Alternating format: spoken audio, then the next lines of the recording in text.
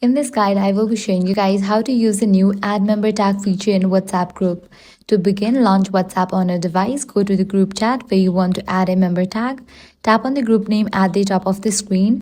Now scroll down until you find the section of members. Under that, you're going to find the option Add Member Tag. If you don't see this option, make sure your WhatsApp is updated to its latest version. Now tap on Add Member Tag and type the tag you want to assign to yourself.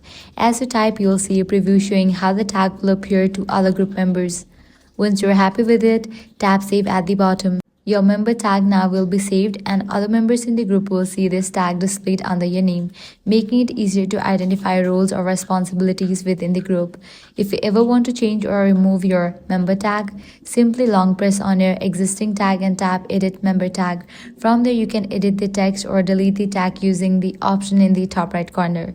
And that's it. If this guide helped you out, do not forget to like, share, and subscribe.